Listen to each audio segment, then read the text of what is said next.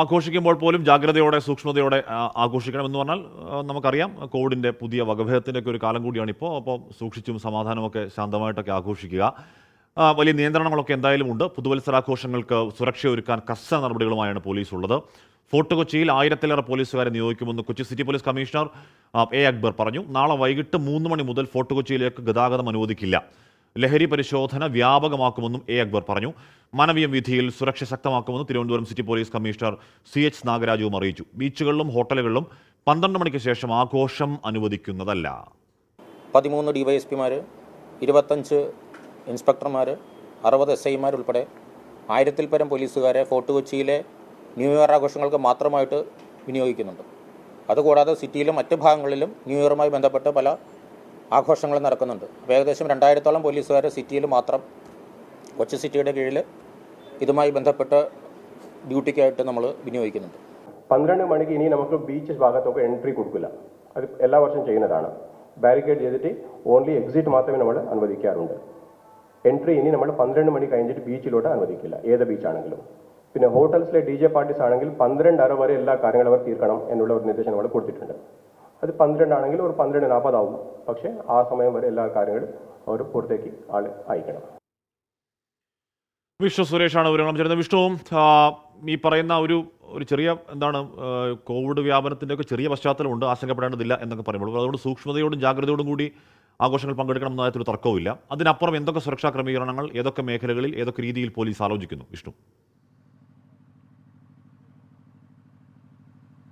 ഹാഷ്മി, പഴുതടച്ചുള്ള സുരക്ഷയാണ് പോലീസ് ഒരുക്കുന്നത്. കാരണം കഴിഞ്ഞ തവണ തലനാരിഴക്കാണ് ഈ പരേഡ് ഗ്രൗണ്ടിൽ വൻ ദുരന്തം ഒഴിവായത്. കൊച്ചിൻ കാർണിവൽ കാണാനെത്തിയ 250-ലധികം ആളുകൾക്ക് ദേഹാസ്വാസ്ഥ്യം അനുഭവപ്പെട്ടിരുന്നു. ആ ഒരു പശ്ചാത്തലം മുൻപിലുണ്ട്, കുസാറ്റ് ദുരന്തം മുൻപിലുണ്ട്. അതെല്ലാം പരിഗണിച്ചുകൊണ്ടാണ് ഇത്തവണ പഴുതടച്ചുള്ള സുരക്ഷ ഒരുക്കുന്നത്. അതിൽ പ്രധാനമായും പോലീസുകാരുടെ വിന്യാസം തന്നെയാണ്.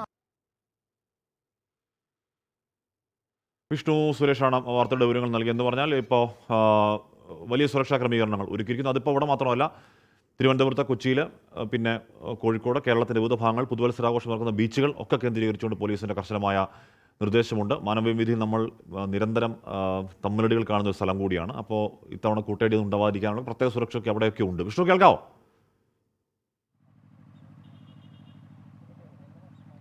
ഹാഷ്മി, ശക്തമായ സുരക്ഷ ഇവിടെ ഒരുക്കിയിട്ടുണ്ട് എന്നുള്ളത് അടിവരയിട്ട് പറയാൻ സാധിക്കും. കാരണം ഇതിനോടകം തന്നെ പോലീസുകാർ എത്തിയിട്ടുണ്ട്. അത് ഇപ്പോഴും തുടരുകയാണ്.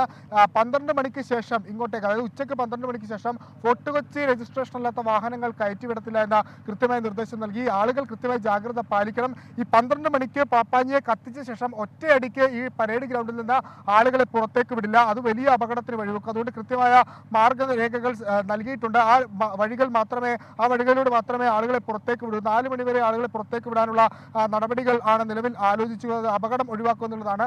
നിലവിൽ എങ്ങനെയാണ് സുരക്ഷാ സംവിധാനങ്ങളൊക്കെ? തൃപ്തികരമാണോ? സുരക്ഷാ സംവിധാനം നമ്മൾ ആദ്യത്തെ ഒരു മീറ്റിങ്ങിൽ നമ്മൾ ഫോർട്ട് കൊച്ചി RDO അടക്കം കളക്ടർ അടക്കം കൂടിയ മീറ്റിങ്ങിൽ എടുത്ത തീരുമാനങ്ങൾ ഇവിടെ പോലീസിൻ്റെ ഇതിൽ അത് എല്ലാം പ്രാവർത്തികമായിക്കൊണ്ടിരിക്കുന്നു. പോലീസ് നല്ല രീതിയിൽ തന്നെ സുരക്ഷ ഒരുക്കുന്നുണ്ട്. ഏതായാലും ഫോർട്ട് കൊച്ചി പരേഡ് ഗ്രൗണ്ട് 4 സെക്ടറായി തിരിച്ചുകൊണ്ട് തന്നെ വരുന്ന ആളുകൾക്ക് സുരക്ഷിതമായി ഈ പപ്പയെ കത്തിക്കുന്ന കാണാനും അതോടൊപ്പം തന്നെ മടങ്ങിപ്പോകാനുള്ള സുരക്ഷ തന്നെ ഇവിടെ ഒരുക്കിക്കൊണ്ടിരിക്കുന്നത്. ഹാഷ്മി, വിവാദങ്ങളൊക്കെ ഒരു വശത്ത് നടക്കുന്നുണ്ട്. എനിക്ക് പിന്നിൽ കാണുന്ന ഈ ദൃശ്യത്തിൽ കാണുന്ന ക്രിസ്മസ് പാപ്പായാണ് ഇവിടെ കത്തിക്കുന്നത്. അതിൻ്റെ ഒരുക്കങ്ങളെല്ലാം പൂർത്തിയാക്കിയിട്ടുണ്ട്. അല്പസമയത്തിനകം തന്നെ അത് ഉയർത്തും. അത് നിർമ്മിച്ച ആള് നമുക്കൊപ്പം ഉണ്ട്. കഴിഞ്ഞ ഒരാഴ്ചയോളം സമയമെടുത്താണ് നിർമ്മിച്ചത്. നിലവിൽ അതിൻ്റെ പണിയെല്ലാം പൂർത്തിയാക്കിയിട്ടുണ്ടല്ലോ. നമ്മൾ കഴിഞ്ഞ വെള്ളിയാഴ്ചയാണ് പണി തുടങ്ങിയത്. ഇപ്പം പൊന്നാരമംഗലം വർക്ക്ഷോപ്പിലിട്ട് വർക്ക് ചെയ്ത് 26-ാം തീയതി ഞാനിത് ജങ്കാറ് വഴി ഇവിടെ പരേഡ് ഗ്രൗണ്ടിൽ കൊണ്ടുവന്ന് 27-ാം തീയതി സെറ്റ് ചെയ്ത് ഇന്നലെ ഇതിൻ്റെ ചാക്കും തുണിയും എല്ലാം സെറ്റ് ചെയ്ത് ഇന്നൊരു 3 മണിയാകുമ്പോൾ ഇത് നേരെ ഇറക്ഷൻ ചെയ്ത് അത് കഴിഞ്ഞിട്ട് പൊക്കി വെച്ചിട്ട് ഇതിനകത്ത് വൈക്കോലും കഴിഞ്ഞ കൊല്ലം പടക്കം കയറ്റിയായിരുന്നു. കമ്മിറ്റിക്കാർ പറയുകയാണെങ്കിൽ അതിനകത്ത് ഓലപ്പടക്കം കയറ്റി കൊടുത്ത് ഇതിന് നാളെ ഒരു കാലത്ത് 10 മണിയാകുമ്പോൾ ഇത് കമ്മിറ്റിക്കാർക്ക് ഞാൻ കൈമാറും.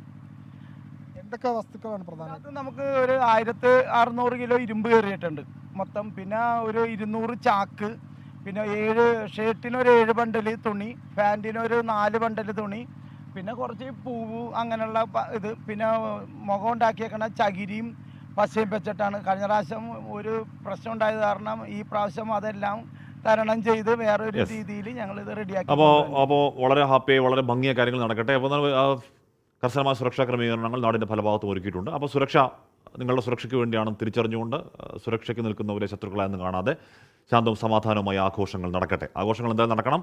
അതില്ലാതെ ആഘോഷങ്ങൾ ഒഴിവാക്കിയൊരു ജീവിതമില്ല. പക്ഷേ നമ്മൾ എടുക്കേണ്ട ജാഗ്രതയും എടുക്കേണ്ട സൂക്ഷ്മതയും ഒക്കെ കൃത്യമായി എടുക്കുക.